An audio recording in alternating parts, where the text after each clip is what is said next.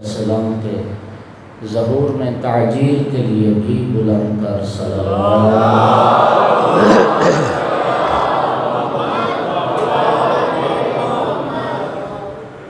اعوذ باللہ من الشیطان اللعین الرجیم، بسم اللہ الرحمن الرحیم۔ الحمدللہ رب العالمین والعاقبۃ للمتقین والجنة للمؤمنین والنار للمنافقین۔ الحمدللہ الذی جعلنا من المتمسکین بولایۃ علی بن ابی طالب واولادہ المعصومین۔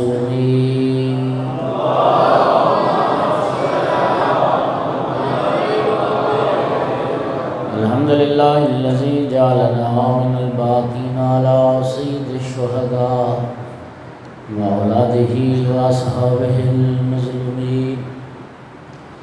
الصلاۃ والسلام والتحیۃ والاکرام علی رسولہ الکریم شفیع المذنبین انیس الغریبین رحمۃ للعالمین۔ اعنی العبد المؤید الرسول المسدد المحمود الاحمد المصطفى الامجد ابا القاسم محمد۔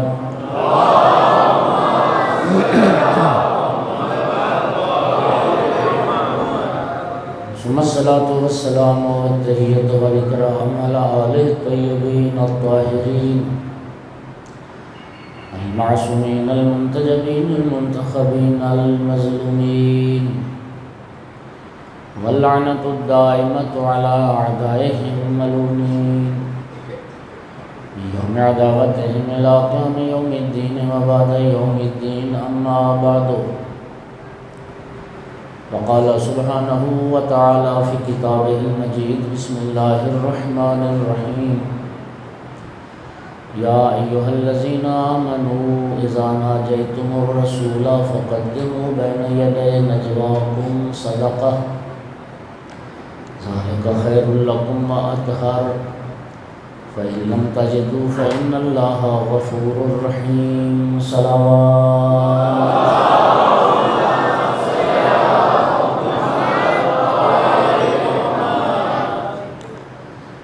آیت النجوہ کی میں نے تلاوت کی ہے۔ 28واں پارہ سورہ مبارکہ مجادلہ ہے، آیت نمبر 12 ہے۔ اہل ایمان کو اللہ حکم دے رہا ہے، ایمان والو جب رسول اللہ کے ساتھ تم نجوہ اور سرگوشی کرنا چاہو تو پہلے صدقہ دے کے آؤ۔ ذالک خیر لکم واطہر، اس لیے کہ یہ صدقہ دینا اس میں تمہارے لیے خیر ہے، اس میں تمہارے لیے بھلائی ہے، بہتری ہے، اور اطہر تمہاری پاکیزگی کا سبب ہے، تمہاری طہارت کا سامان ہے اس حکم کے اندر۔ پاکیزگی کس چیز سے اور بھلائی کس چیز کی؟ اس حکم میں وہ خیر کیا ہے؟ وہ خیر سنیے، وہ خیر یہ ہے کہ جب لوگ صدقہ دیں گے، خیرات دیں گے، تو یہ ایک طرح کی مالی عبادت ہے۔ عبادات دین اسلام کے دو حصے ہیں، کچھ معاملات اور کچھ عبادات۔ اگر آپ توضیح المسائل کو دیکھ لیں یا ہماری جو فقہی کتابیں ان کو دیکھ لیں، آپ حیران ہوں گے کہ معاملات والا چیپٹر بڑا وسیع ہے بنسبت عبادات کے۔ معاملات وہ باب زیادہ وسیع ہے۔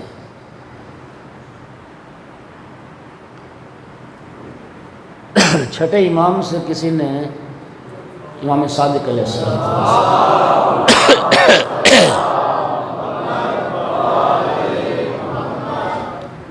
کسی نے سوال کیا کہ ابن رسول اللہ اچھے انسان کو پہچاننے کی نشانی کیا ہے؟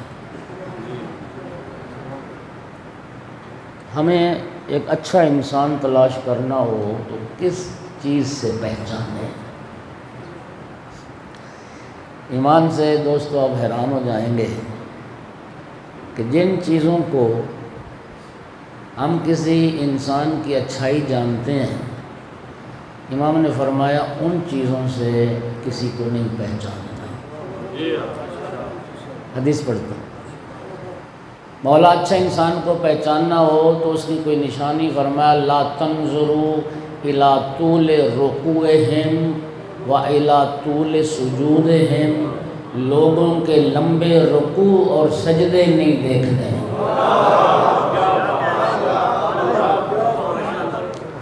لوگوں کے لمبے رکوع اور سجود نہیں دیکھنے۔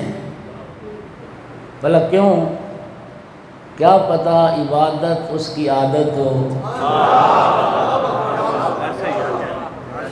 عادتیں گندی بھی ہوتی ہیں، اچھی بھی ہوتی ہیں،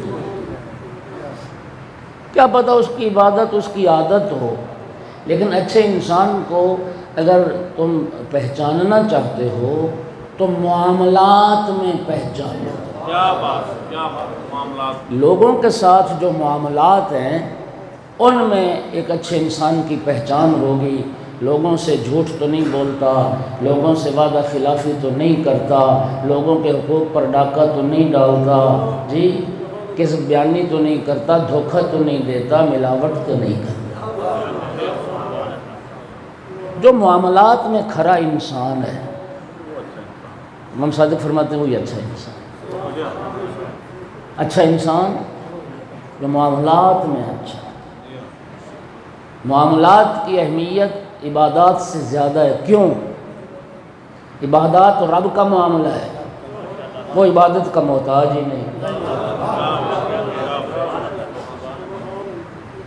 لیکن جو معاملات ہیں ان کا تعلق بندگان خدا سے ہے۔ بندگان خدا کے حقوق اگر ضائع کرو گے، پامال کرو گے، تو جب تک وہ صاحب حق معاف نہیں کرے گا اللہ بھی معاف نہیں کرے گا۔ صلوات پڑھ دو سارے حضرات۔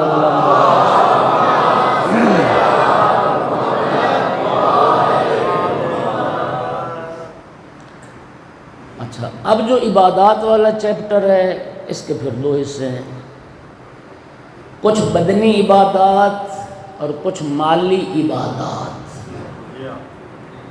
جی نماز بدنی عبادت، روزہ بدنی عبادت، خمس، زکوٰۃ، صدقات یہ مالی عبادت، ایسے ہی ہے نا؟ یہ ہیں مالی عبادتیں۔ حج ماشاءاللہ تازہ حاجی آئے بیٹھے ہیں، ہاں جی اللہ پاک سب کو حج کی سعادت بھی نصیب کرے، اور جو کر آئے ہیں اللہ قبول کرے۔ یہ بات بڑی اہم ہے، یہ معصوم کا بھی فرمان ہے۔ حج کرنا آسان ہوتا ہے، حج کو بچانا مشکل ہوتا ہے۔ حدیث مبارک ہے سرکار کی کہ جب حاجی آتا ہے نا حج کر کے، وہ مستجاب الدعویٰ ہوتا ہے۔ تازہ تازہ حاجی آئے تو اس سے التماس دعا کرو، اس حاجی سے دعا کی التماس کرو کہ میرے لیے دعا کرے، گناہوں سے پاک ہو کے آتا ہے۔ سرکار کی حدیث ہے میدان عرفات سے وقوف عرفات کر کے حاجی نکلتا ہے، فرمایا وہ اگر خیال بھی کرے کہ شاید میرے گناہ نہیں بخشے گا، یہ خیال کرنا بھی گناہ ہے۔ تو ایک دفعہ تو اللہ پاک صاف کر دیتا ہے۔ معصوم نے فرمایا وہ مستجاب الدعویٰ رہتا ہے ما لم یتلوث بالمعاصی، جب تک دوبارہ گناہ نہ کرے اس کی دعائیں قبول ہوتی۔ وہ مستجاب الدعویٰ، بھائی صاحب میرے لیے دعا کرنا، مستجاب الدعویٰ رہتا ہے جب تک اپنے آپ کو دوبارہ گناہوں سے آلودہ نہ کرے۔ تو حج مالی عبادت بھی ہے اور بدنی عبادت بھی ہے۔ تو سامعین گرامی قدر اللہ آپ کو جزائے خیر دے، مالی عبادات کا جو اہمیت ہے وہ بدنی عبادات سے بھی زیادہ ہے۔ یہ اللہ پاک نے یا ایھا الذین آمنوا اقیموا الصلاۃ وآتوا الزکاۃ، بدنی عبادت کے ساتھ مالی عبادت کا تذکرہ رب نے کیوں کیا ہے؟ معصوم فرماتے اس کی وجہ یہ ہے کہ یہ دونوں لازم و ملزوم عبادتیں ہیں، ایک دوسرے کے بغیر قبول نہیں۔ نماز پڑھ لے زکوٰۃ نہ دے، رسول اللہ فرماتے ہیں قبول نہیں۔ نماز قبول ہے جب زکوٰۃ بھی دے۔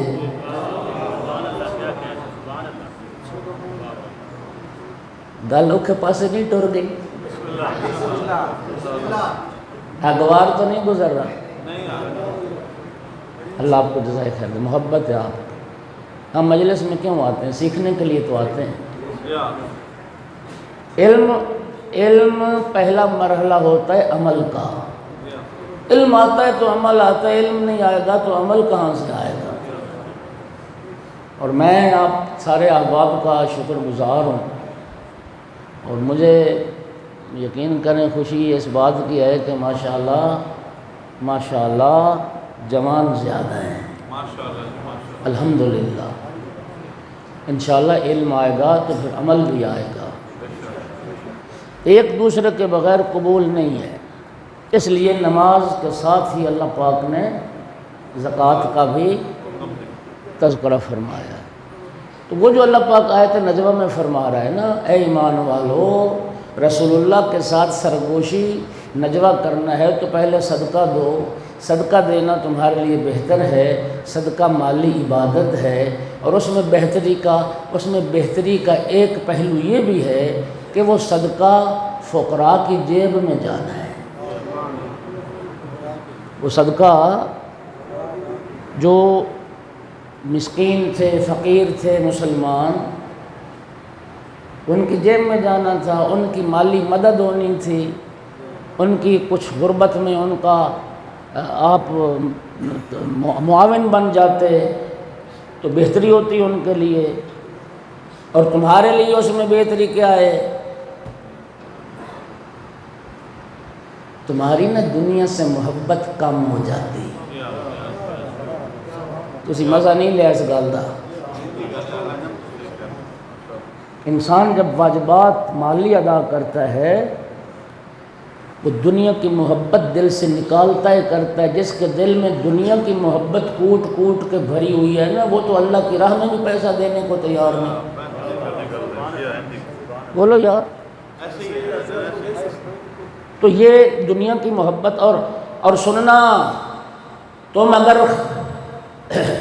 اگر رسول اللہ سے بات کرنے سے، نجوہ کرنے سے پہلے صدقہ دو گے تمہارے لیے بہتر ہے۔ وہ صدقہ دینا دنیا کی محبت کی کمی کا سبب بنے گا۔ اور رسول اللہ کی حدیث متفق علیہ آقا فرماتے ہیں حب الدنیا راس کل خطیہ، کائنات میں ہر غلطی کی بنیاد دنیا کی محبت ہے۔ یہ غلطیاں دنیا کی محبت کرواتی ہے، یہ گناہ دنیا کی محبت کرواتی ہے، انسانوں کا قتل دنیا کی محبت کرواتی ہے۔ اس سے بڑھ کے اور کیا ہوگا؟ اس دنیا کی محبت نے نبی قتل کروا دیے، نبی زادے قتل کروا دیے۔ کیا خیال ہے؟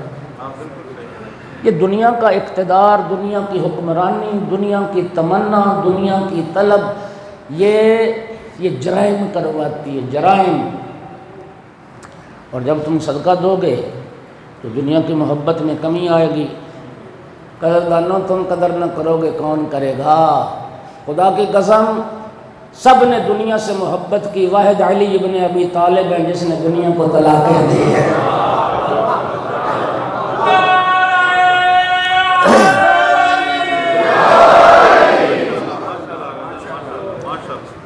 اچھا ارباب دانش، یہ دنیا، لفظ دنیا علم صرف عربی گرامر کی روح سے جانتے ہو کیا ہے؟ یہ مؤنث افعل التفضیل کا صیغہ ہے۔ ادنا کی مؤنث دنیا، ادنا مذکر، دنیا مؤنث، اصغر کی مؤنث صغرا، اکبر کی مؤنث کبریٰ، اور ادنا کی مؤنث دنیا، ذلیل ترین، حقیر ترین، پست ترین مرد کو ادنا کہتے ہیں، اور ذلیل ترین، حقیر ترین، پست ترین، گندی ترین عورت کو دنیا کہتے ہیں۔ دنیا کہتے ہیں۔ ہر کسی نے دنیا سے ہی پیار کیا ہے، ساری کائنات دنیا کے پیچھے ہی بھاگ رہی ہے۔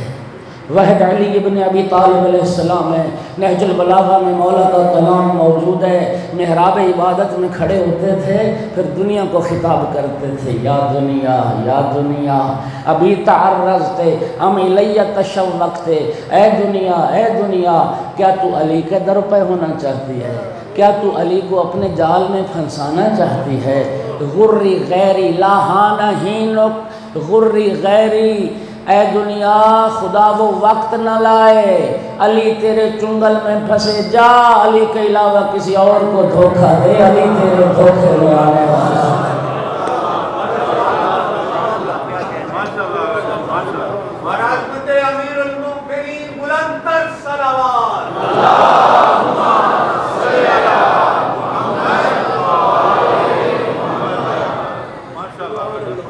غری غیری، میرے غیر کو جا کے دھوکہ دے، میں تیرے دھوکے میں نہیں آؤں گا۔ کیوں؟ طلقت کے سلاسن، میں تو تجھے 3 طلاقیں دے چکا ہوں، اور 3 طلاقوں کے بعد عورت حرام ابدی ہو جاتی ہے، طلاق بائن ہو جاتی ہے، پھر ابدی حرام ہو جاتی ہے۔ میں تجھے 3 طلاقیں دے چکا ہوں، لا رجعت لی فی کے، اب 3 طلاقوں کے بعد تو رجوع کا حق ہی نہیں ہے۔ اب تو تیری طرف رجوع کرنے کا، اور ہمیں بھی مولا امیر علیہ السلام کا دیوان بھی ہے، ایک منسوب ہے آقا سے، دیوان امیر المؤمنین، شاید کسی اردو کتاب خانے میں ملے بھی گا۔ پہلے جب ہم پڑھتے تھے طالب علمی تو اس وقت وہ دیوان امیر المومنین ہمارے نصاب کا حصہ تھا، مولا امیر علیہ السلام کے اشعار پڑھائے جاتے تھے۔ اس میں جناب کا ایک بڑا خوبصورت شعر ہے، فرماتے تھے طلق الدنیا ثلاثاً وطلباً زوجاً سواہا فإنها زوجۃ سوء لا تبالی من اتاہا، فرماتے تھے اس دنیا کو 3 طلاقیں دے دو، یہ ایسی گندی زوجہ ہے جسے پرواہ ہی کوئی نہیں ہوتی، صبح کسی کے پاس ہے، شام کسی کے پاس۔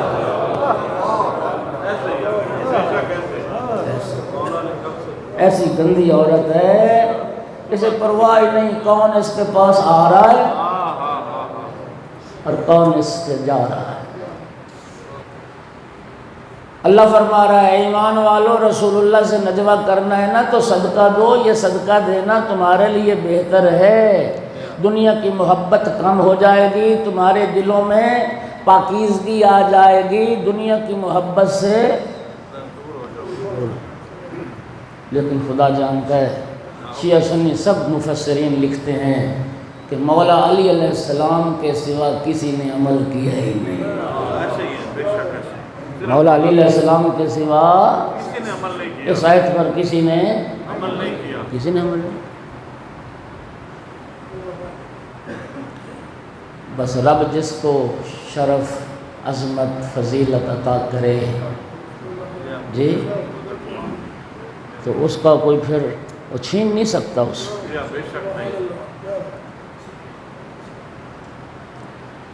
اب جو بات میں سنانے لگا ہوں نا، ایک بڑے مفسر کی بات ہے، اور بات کیا ہے، ایک لطیفہ ہے، اور لطیفہ بھی ایسا کہ وہ مستور جس کا جوان بیٹا مر گیا ہو نا، وہ بھی سنے تو ہنس پڑے۔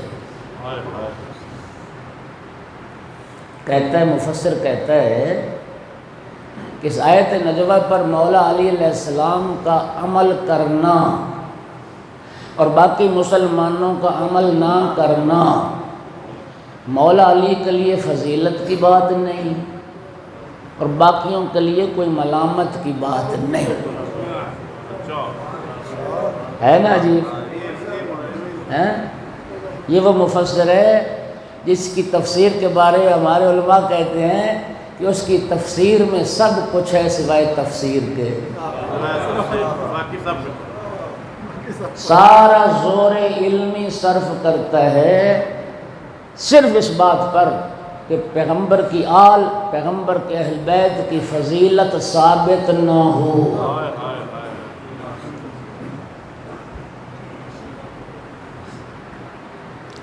اس تو سوال یہ ہے کہ اگر یہ عمل کرنا ہے تو نجوہ پر فضیلت نہیں، تو جو اگلی آیت ہے 13ویں آیت، یہ اس آیت کی ناسخ ہے۔ لوگوں نے تو مطلب عمل نہ کیا جی، حالانکہ صدقہ دینا تھا یار۔ میں نے کل عرض کیا نا کہ صدقہ میں خیر سے ہم آج بھی صدقہ دینے کے لیے سب سے چھوٹا سکہ تلاش کرتے ہیں۔ بولو، آج کل خیر ملک چونکہ معاشی طور پہ بڑا مضبوط ہے، اس لیے سکے تو ویسے ہی ختم ہو گئے۔ سکے ہیں اب تو نہیں ملتے، تو اب سب سے چھوٹا نوٹ میرا خیال ہے 10 روپے کا ہی ہے۔ تو ایمان سے بتاؤ، جب کسی مانگنے والے کو دینا ہو تو روپے 10 سے نکالیں گے زیادہ سے زیادہ۔ ایسا ہے یا نہیں؟ اور اگر خدا نہ خواستہ جیب میں 10 روپے نہ ہوئے، 50-100 کا نوٹ ہوا، بابا معاف کر، کھلے نہیں ہیں۔ اور اگر کوئی خدا نہ خواستہ 100 روپیہ کسی فقیر کو دے بیٹھے، پھر وہ انتظار میں رہتا ہے میری شان میں کوئی آیت آنی چاہیے۔ کٹھے 100 روپے، اتنی بڑی سخاوت۔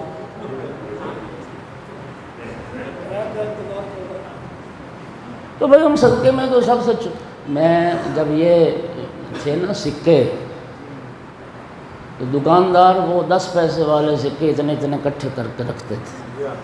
ظاہر فقیر بھی آتے رہتے ہیں۔ تو میں اتفاق سے بیٹھا تھا تو ایک مانگنے والی آئی، تو اس نے 10 پیسے اسے دیے۔ کہتی ہے حکومت مرے جو سکے بند ہی نہیں کرتی۔ وہ کہتے حکمران مرے بند کرے ہماری جان چھوٹے۔ یعنی فقیر بھی خوشی سے نہیں لیتا۔ اور اس آیت میں تو رب کریم نے کوئی حد بتائی نہیں تھی جی، وہی 10 پیسے بھی کوئی صدقہ دے سکتا تھا، لیکن کیا کیا جائے، غنی لوگ بھی آگے نہ بڑھے، کرتے نا شرف حاصل، کرتے شرف حاصل۔ مولا امیر المومنین علیہ السلام کے سوا کسی کو یہ سعادت حاصل نہیں ہوئی۔ گھبرا تو نہیں رہے؟ نہیں گھبرانا کیوں آپ نے؟ اگلی بات فخر رازی جو اگلی بات کرتا ہے ذرا وہ سننا، تمہیں لطف آئے۔ وہ کہتا ہے کہ مولا علی نے اس آیت پر عمل کر کے اچھا نہیں کیا۔ ہاں، کیوں اچھا نہیں کیا؟ کہتا ہے کہ مولا علی نے غریبوں کا دل دکھایا ہے، امیروں کو چڑھایا ہے۔ چڑھانا سمجھتے ہو نا، اپنی اپنی زبان میں ترجمہ کر لو۔ امیروں کو چڑھایا ہے، غریبوں کا دل دکھایا۔ غریبوں کے پاس دینے کو تھا ہی کچھ نہیں، اور بھائی جن کے پاس کچھ نہیں تھا رب نے انہیں تو پہلے ہی معافی دے دی تھی۔ فَإِن لَمْ تَجِدُوا فَإِنَّ اللَّهَ غَفُورٌ رَحِيمٌ۔ اگر تمہارے پاس دینے کو کچھ نہیں تو اللہ معاف کرنے والا ہے، وہ رحم کرنے والا ہے۔ تم بغیر کچھ دیے بھی رسول اللہ سے نجوہ کر سکتے ہو۔ غریبوں کا دل کس لیے دکھنا تھا؟ اور بھائی وہ تو پیسے جانے انہی کی جیب میں تھے۔ اگر غنی لوگ صدقہ دیتے تو وہ فقراء کی جیب میں جانا تھا۔ پیسے والے اگر نکالتے صدقہ تو غریبوں کو ہی ملنا تھا نا، فقیروں کو ہی ملنا تھا۔ تو فقیروں کا دل کیوں دکھنا تھا؟ فقیروں کا دل تو صدقہ نہ دینے سے دکھا۔ صلوات پڑھو سارے، بولا اللہ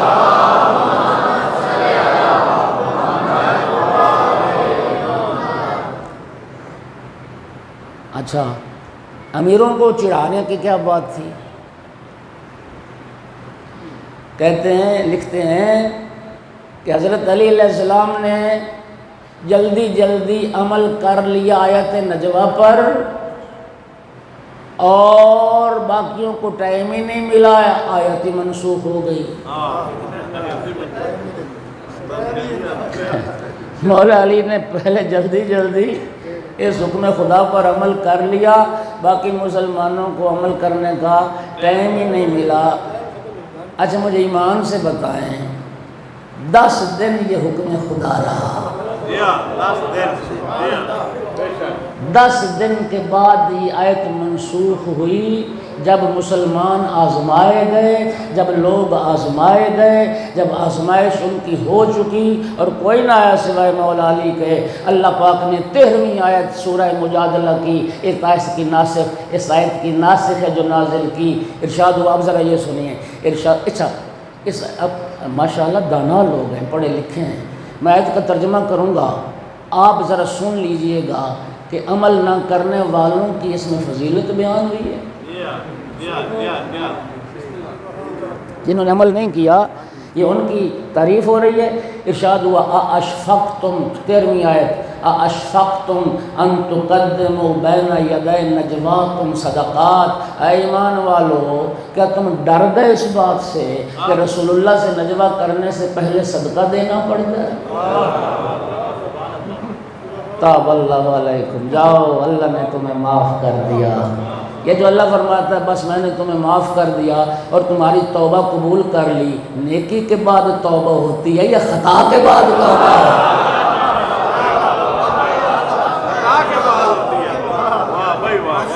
صلوات پڑھو محمد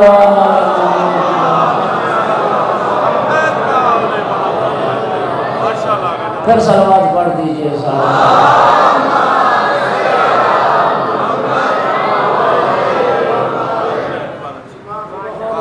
اللہ کریم نے آیت منسوخ کر، بھائی جی 10 دن بہت ہوتے ہیں، عمل کرنا ہونا تو ایک بھی دن بڑا تھا،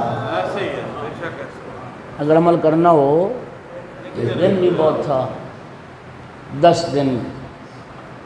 امیر المومنین، کل میں نے بتایا نا آپ کو، امیر المومنین فرماتے ہیں کہ میرے پاس 1 دینار تھا، میں نے اس کو 10 درہم کے عوض فروخت کیا، توڑوا لیا 1 دینار، 10 درہم لے لیے، ہر روز 1 درہم کسی مسکین فقیر کو۔ کل میں نے آپ کو یہ بات بتائی ہے، یہ جو صدقہ تھا نا یہ رسول اللہ کے لیے نہیں تھا، یہ کوئی پیغمبر کی ذات کے لیے کوئی رب نے ٹیکس نہیں لگایا تھا کہ پہلے رسول اللہ کو پیسے جمع کراؤ اور پھر رسول اللہ سے نجوہ کرو۔ اللہ نے رسول پر، رسول کی آل پر صدقہ حرام کیا ہے، یہ صدقہ جانا صحابہ کی جیب میں تھا۔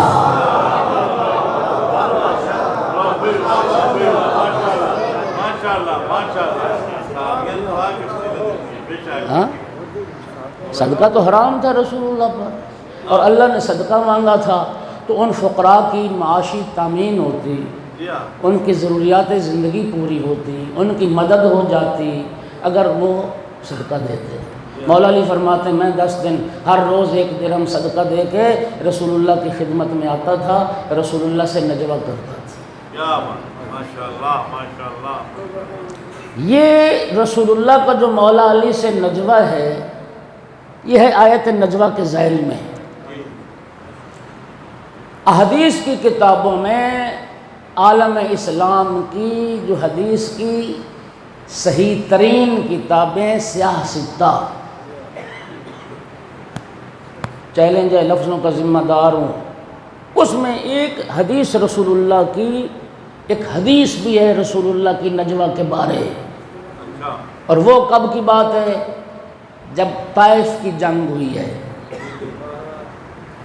جب طائف کی جنگ ہوئی، طائف کی جنگ کے دوران نبی کریم صلی اللہ علیہ وآلہ وسلم نے مولا امیر المومنین علیہ السلام کو خلوت اور تنہائی میں بلایا۔ جہاں تک مجھے یاد آ رہا ہے سورج چڑھا، نبی اور وصی نبی کی رازدارانہ گفتگو شروع ہوئی، نماز ظہر کا وقت آ گیا۔ مسلمان صحابہ کرام پریشان، آج کمال ہو گیا، اتنا لمبا راز و نیاز، اتنی لمبی خصوصی نشست مولا علی سے۔ سامعین گرامی، جلیل القدر دو صحابہ نے جب نماز ظہر کا وقت ہوا، سرکار نے وہ راز نیاز کی، وہ ختم کی محفل، یہ دو بزرگ صحابہ آ کے کرتے ہیں، یا رسول اللہ آج تو آپ نے علی سے بڑا لمبا نجوہ کیا، راز نیاز کیا، خدا کی قسم لفظ ہیں، رسول اللہ نے فرمایا میں نے علی سے نجوہ نہیں کیا، اللہ نے علی سے نجوہ کیا۔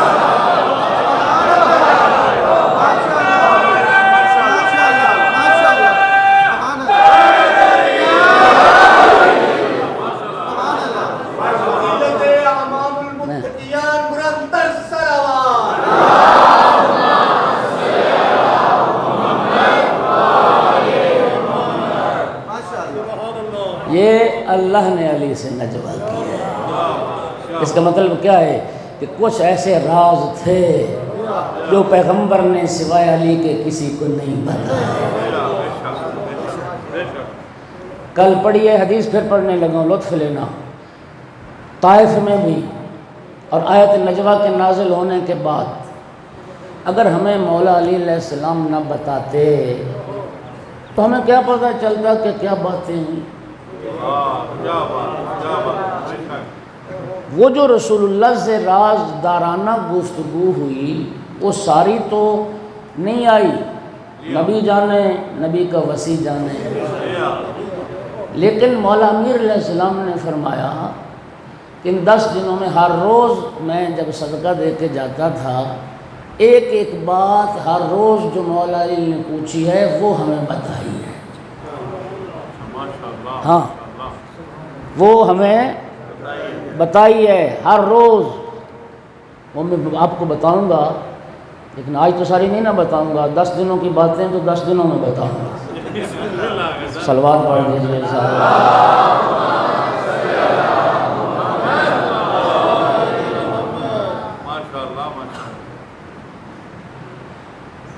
جنہیں ذرا جلدی ہے نا، مولانا اعلیٰ حضرت احمد رضا خان بریلوی، ان کا اب ترجمہ قرآن لے لیں، اردو ترجمہ، سورہ مجادلہ کھول لیں۔ انہوں نے حاشیے پر سورہ مجادلہ کے قرآن پاک کے حاشیے پر وہ 10 سوال مولا علی کے اور 10 جواب رسول اللہ کے لکھے۔ مولا امیر علیہ السلام نے کیا پوچھا ہے، مولا سرکار نے کیا جواب دیا، ہمارے علماء نے بھی لکھا ہے، مفسرین لکھا۔ عالم اسلام کی یہ کتاب ہے فرائض السمتین، صاحب فرائض السمتین نے بھی وہ 10 باتیں لکھی ہیں کہ مولا علی علیہ السلام نے رسول اللہ سے کیا سوالات کیے اور رسول اللہ نے کیا جوابات دیے۔ بھائیو، اللہ آپ کو سلامتی دے، سدا شاد و آباد رہیں، یہ محبتیں قائم رہیں، یہ نفرت کی دیواریں آپ نے گرا دیں، الحمدللہ گری رہیں۔ شیعہ و یا سنی، یہ دونوں اسلام کے 2 بازو ہیں۔ نفرتیں ختم ہوں گی، محبتیں بڑھیں گی، تبادلہ خیال ہوگا، تحقیق کا سفر ہوگا، تو پھر ایک دن آئے گا سب کی منزل ایک ہو جائے گی۔ لیکن کوئی قدم اٹھائے گا تو یہ رب کریم کا قرآن میں وعدہ ہے، والذین جاہدوا فینا لنہدینہم سبلنا، جو ہماری راہ میں کوشش کرتے ہیں، جو حق سچ تک پہنچنا چاہتے ہیں، اللہ فرماتا ہے ہم ضرور حق تک پہنچاتے ہیں۔ اب جو کافر مرنا چاہتا ہے وہ مرے، صلوات پڑھو سارے حضرات۔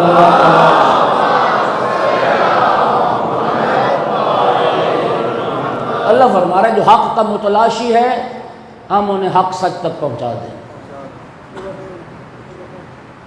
کل حدیث پڑھی، یہ آیت نجوہ اور حدیث نجوہ اس سے ایک بات طے ہو گئی کہ کچھ علوم اسرار ایسے تھے جو رسول اللہ نے کسی اور کو نہیں بتائے، صرف مولا علی علیہ السلام کو بتائے۔ اب حدیث سنی، اس لیے فرمایا انا مدینۃ العلم وعلی بابها، علی دروازہ ہے۔ لیکن افسوس ہے کہ یہ حدیث بھی تحریف سے محفوظ نہ رہ سکی۔ ہاں، میں شہر علم ہوں، علی دروازہ ہے، فلان سقفہا، فلان جدرانہا، فلان میزابہا۔ شہر علم میں ہوں، دروازہ علی ہے، فلان چھت ہے، فلان پرنالا ہے، فلان دیوار ہے، ہوگا۔ جملہ تو یہ قابل توجہ ہے، رسول اللہ فرماتے من اراد العلم فلیات علی الباب، جسے علم چاہیے دروازے پر، جسے علم چاہیے وہ دروازے پر۔ کل سے انشاءاللہ سلسلہ کلام کو آگے بڑھائیں گے۔ وہ جو ایک وعدہ کیا ہے نا اس کو پورا کرتے ہیں۔ 28 رجب کو امام نے مدینہ چھوڑا، 3 شعبان امام مکہ پہنچے، اور پھر 8 ذی الحج کو دوبارہ مکہ سے کربلا کے لیے نکلے، یعنی 8 ذی الحج تک شعبان، رمضان، شوال، ذوالقعدہ، یعنی 4 مہینے اور کچھ دن امام حسین علیہ السلام نے مکہ میں قیام کیا ہے۔ وفود آتے رہے، صحابہ کرام سے ملاقاتیں ہوتی رہیں، سربراہ جو سرکردہ مسلمان تھے ان سے بھی ملاقاتیں ہوتی رہیں۔ حضرت عبداللہ ابن عمر سے بھی امام حسین کی ملاقات ہوئی مکہ میں۔ جناب عبداللہ نے امام حسین کے پاس آ کر عرض کی، آپ رسول کے بیٹے ہیں، رسول کے فرزند ہیں، میری رائے اور میرا مشورہ آپ کے لیے یہ ہے کہ آپ عراق جانے کے فیصلے سے دستبردار ہو جائیں، واپس مدینہ چلے جائیں، امویوں سے صلح کر لیں، اپنے وطن میں اپنے جد کے حرم میں آپ بیٹھ جائیں، اور ہاں آپ امویوں کو کوئی بہانہ فراہم نہ کریں۔ آپ اگر بیعت نہیں کرنی یزید کی، یہ عبداللہ مشورہ دے رہا ہے، تو آپ خاموشی سے بیٹھ جائیں۔ کہتا ہے میرا خیال یہ ہے کہ اگر آپ خاموشی سے بیٹھ جائیں گے تو پھر یزید آپ کے درپے نہیں ہوگا۔ امام حسین علیہ السلام پھر کہتا ہے کہ یزید کو زیادہ عرصہ زندہ بھی نہیں رہے گا، آپ کو نجات مل جائے گی، آپ واپس مدینہ چلیں۔ مولا حسین کا جملہ سنیے، فرمایا اے عبداللہ تیرے اس کلام پر مجھے افسوس ہے۔ اے عبداللہ، سننا جملہ ذرا، امام حسین علیہ السلام عبداللہ بن عمر سے فرمایا اے عبداللہ، میں تجھے اللہ کا واسطہ دے کے پوچھتا ہوں، بتا یزید کے خلاف جو میرا قیام ہے یہ میری خطا ہے؟ یہ میرا فیصلہ غلط ہے؟ میں اشتباہ پر ہوں، میں خطا پر ہوں؟ اگر تو کہتا ہے نا کہ میں خطا پر ہوں تو پھر میں تیری اس رائے پر غور کرتا ہوں، میں سنتا ہوں پھر تیری بات۔ خدا کی قسم، عبداللہ ابن عمر کہتے ہیں خدا کی قسم فرزند رسول آپ خطا پر نہیں ہیں، یہ آپ کا فیصلہ یزید کے خلاف قیام والا یہ غلطی نہیں ہے، یہ اشتباہ نہیں ہے، اس لیے آپ اس گھرانے کے فرد ہیں جن کی شان میں اللہ نے آیت تطہیر نازل کی ہے، جس گھرانے کی طہارت کی گواہی اللہ قرآن میں دے، انما یرید اللہ لیذھب عنکم الرجس اہل البیت ویطہرکم تطہیرا، اس گھرانے سے خطا ممکن نہیں۔ فرمایا جب فرزند رسول آپ خطا پر بھی نہیں ہیں، یزید کا آپ سے کوئی مقابلہ بھی نہیں ہے، آپ کی شان کجا اور یزید کجا؟ آپ کے مقابلے میں یزید خلافت کا حقدار بھی نہیں ہے، لیکن فرزند رسول ایک بات کا مجھے ڈر لگ رہا ہے، میں آپ کا حسین و جمیل چہرہ اموی تلواروں کی آماج گاہ بننا نہیں دیکھنا چاہتے۔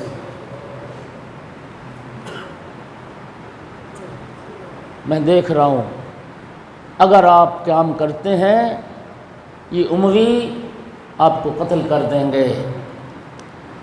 امت یہ غیر پسندیدہ عمل نہ دیکھے، امت یہ حادثہ نہ دیکھے، لہٰذا آپ خاموشی سے گھر بیٹھ جائیں۔ مولا حسین علیہ السلام نے فرمایا عبداللہ میں اگر مدینے واپس چلا بھی جاؤں تو یہ یزیدی مجھے وہاں بھی رہنے نہیں دیں گے، اس لیے کہ میں تو یزیدیوں کی نگاہ میں سب سے بڑا کانٹا ہوں جو اس کی نظر میں چبھتا ہوں۔ امام نے فرمایا یہ اس وقت تک دو ہی صورتیں ہیں، یا میں قتل ہو جاؤں گا تب بیٹھیں گے، یا میں مجبوراً بیعت کر لوں تب بیٹھیں گے۔ اور اے فرزند عمر یاد رکھنا حسین کبھی یزید کی بیعت نہیں کرے گا۔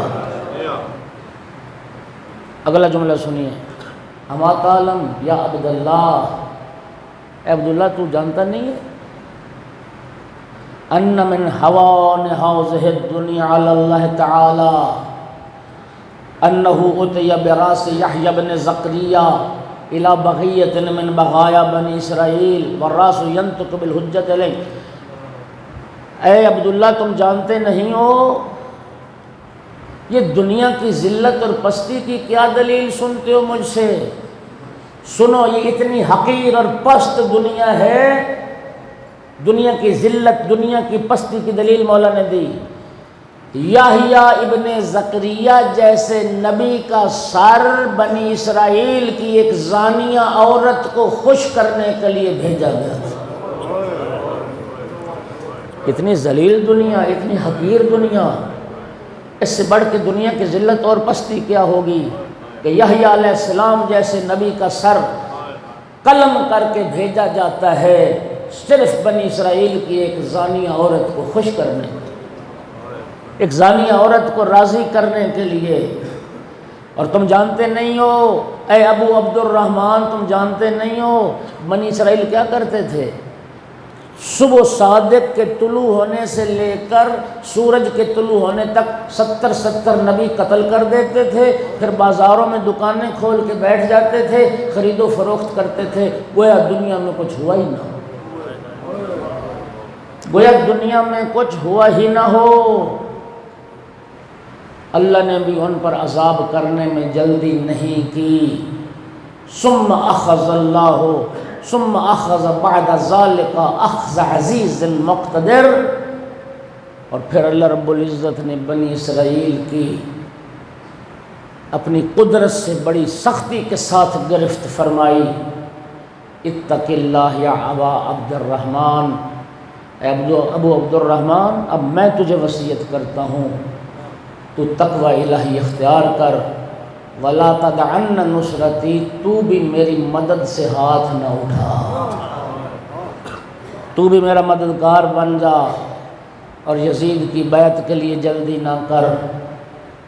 یہ امام علیہ السلام کے جملے تھے، اور مولا سجاد علیہ السلام فرماتے ہیں کہ اس پورے سفر میں مکہ چھوڑنے سے لے کر 2 محرم کربلا پہنچنے تک مولا سجاد فرماتے ہیں جتنی منزلوں پر میرے بابا نے قیام کیا، سواریاں اترتی تھیں، سواریاں چلتی تھیں، میرے بابا نے ہر منزل پر حضرت یحییٰ کو یاد کیا۔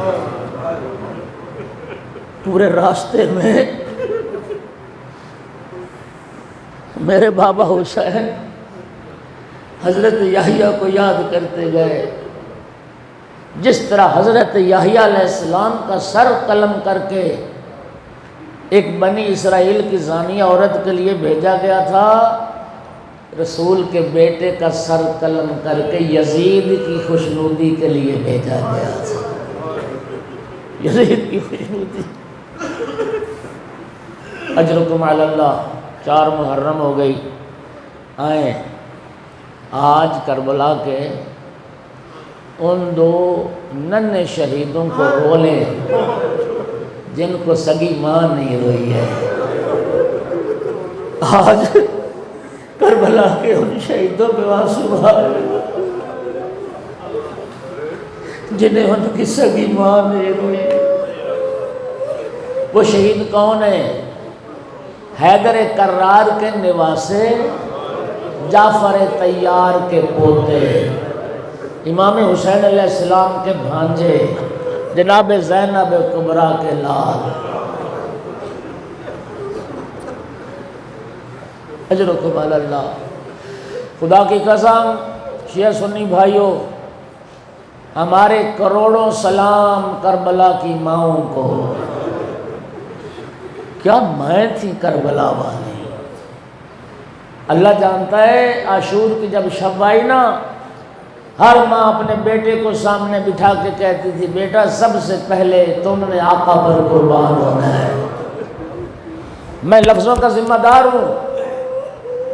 جس کا بیٹا قربان ہو جاتا تھا وہ سجدہ شکر کرتی تھی، اللہ تیرا شکر ہے میرا بیٹا فاطمہ زہرا کے بیٹے پر قربان ہو گیا۔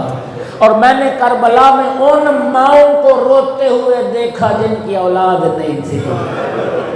وہ روتی تھی، حسرت کرتی تھی، کاش ہماری بھی اولاد ہوتی اور رسول کے بیٹے پر ہم اپنی اولاد کو قربان۔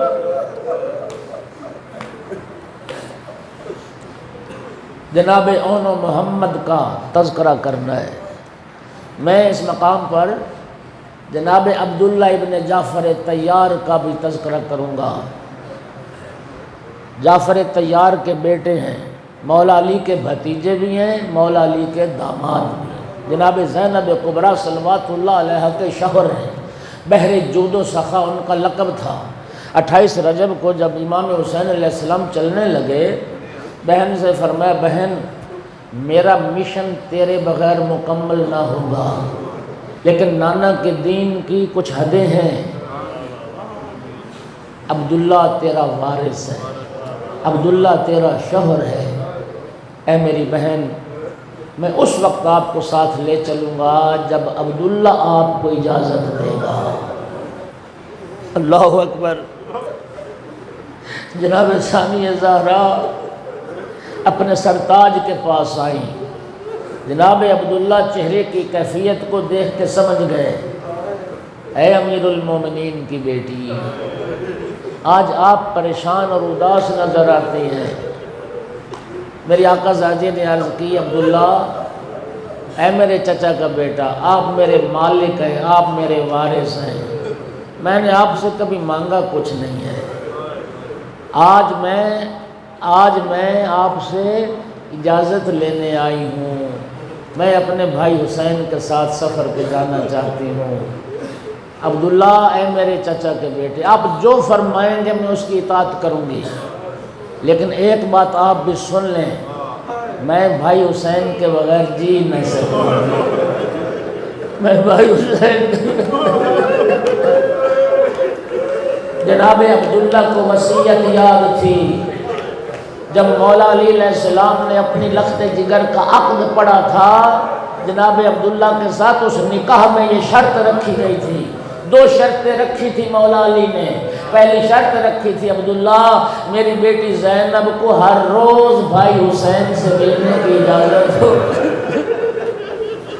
اور دوسری شرط نکاح میں رکھی گئی تھی عبداللہ جب میرا بیٹا حسین سفر پہ جائے گا میری زینب کے ساتھ جائے گا۔ اے امیر المومنین کی بیٹی میں کون ہوتا ہوں آپ کو روکنے والا، آپ ضرور بھائی کا ساتھ دیں، لیکن میں جو حالات محسوس کر رہا ہوں،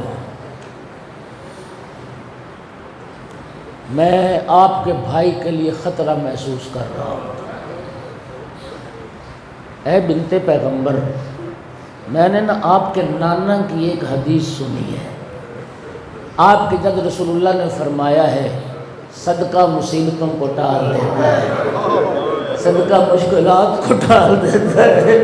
آپ نے بھائی کے ساتھ سفر پہ جانا ہے، اون و محمد کو ساتھ لے جائیے، جب بھائی پر کوئی مصیبت آئے ایک میری طرف سے حسین کا صدقہ، ایک اپنی طرف سے حسین کا صدقہ، میرے بیٹے قربان ہو جائے، رسول کا بیٹا بچ جائے۔ اجرکم علی اللہ اجرکم علی اللہ۔ عاشور کی شب آئی، بیٹو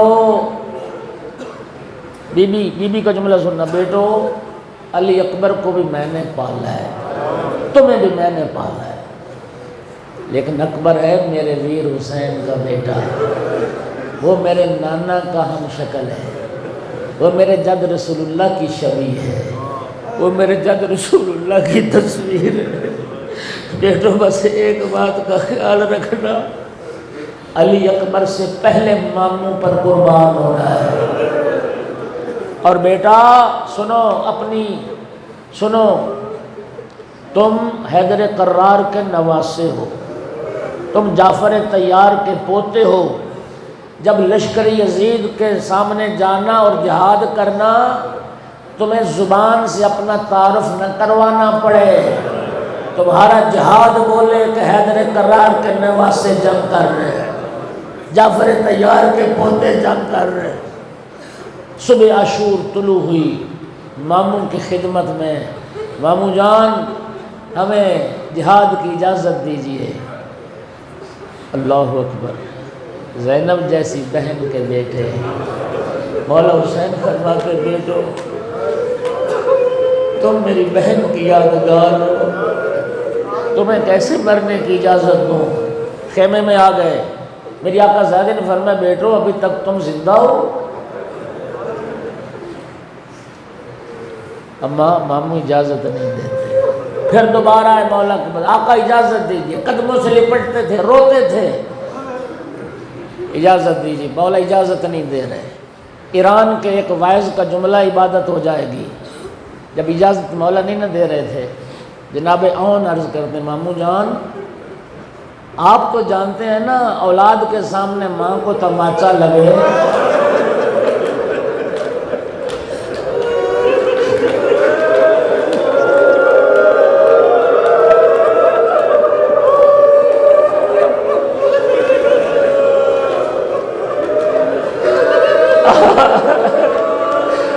آپ کو جانتے ہیں اولاد کے سامنے ماں کو تماچا لگے اولاد کے دل پر کیا گزرتی ہے۔ ماموں جان آپ چاہتے ہیں ہم ماں کو تازیانے لگتے دیکھیں؟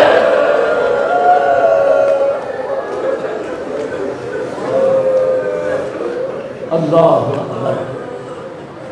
میری آقا زادی زینب آئیں بچوں کے ساتھ، بھیا میں نے زندگی میں کبھی کچھ نہیں مانگا، اونو محمد کو مرنے کی اجازت دے۔ بہن آج آل محمد کے گھرانے کی قربانیوں کا دن ہے، اب بہن میں تمہاری اس خواہش کو کیسے پورا نہ کروں؟ شہزادوں کو میدان میں جانے کی اجازت ملی، بیوی نے عرض کی بھیا ایک منٹ آپ میرے خیمے میں آئے۔ مظلوم کربلا خیمے میں آئے، میری آقا زادی نے صندوق کھولا، 2 امامے نکالے، بھیا یہ میرے بابا علی کا امام ہے اور یہ جعفر طیار کا امام ہے، اور میں نے بڑی مدت سے سنبھال رکھے، اپنے ہاتھوں سے میرے بیٹوں کو یہ امامے پہنا دیں۔ مظلوم نے امامے پہنا، ایک بیٹے کو مولا حسین نے گھوڑے پر سوار کیا، ایک کو مولا عباس نے گھوڑے پر سوار کیا، ابھی سن بلوغ کو نہیں پہنچے۔ اللہ جانتا ہے دونوں شہزادوں نے 20 یزیدیوں کو واصل جہنم کیا۔ شہزادے مصروف جہاد تھے، مولا حسین علیہ السلام مولا عباس علیہ السلام ہمت بڑھا رہے تھے، شاباش میرے شیرو، شاباش میرے لال۔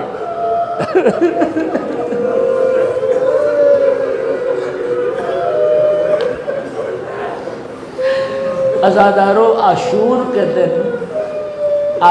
کے دن جنگ میں ایک انداز اپنایا گیا، جب مولا حسین علیہ السلام کا کوئی ساتھی یزیدی قتل کر لیتے تھے تو پھر ڈھول بجاتے تھے، پھر جنگ کے طبل بجتے تھے، جو اعلان ہوتا تھا کہ ہم نے حسین کا ایک ساتھی مار لیا، میری آقا زادی نے شہزادوں کو میدان روانہ کر دیا، بی بی خیمے میں آ گئی، انتظار میں تھی ایک مرتبہ طبل بجے، طبل کی آواز کا بلند ہونا تھا۔ میری آقا زادی نے پیشانی اللہ کی بارگاہ میں جھکا دی، میرا اللہ میرا شکر ہے، میرے بیٹے حسین پر قربان۔ ماتم حسین یا حسین یا حسین یا حسین۔ میں نے عرض کیا تھا 5 منٹ کوئی زیادہ نہیں ہے، میں نوحہ پڑھوں گا، آپ ماتم کریں گے۔ یہ ایام عزائم ماتم عزاداری کی معراج ہے، ماتم عزاداری کی معراج ہے، زیادہ نہیں، صرف 5 منٹ ماتم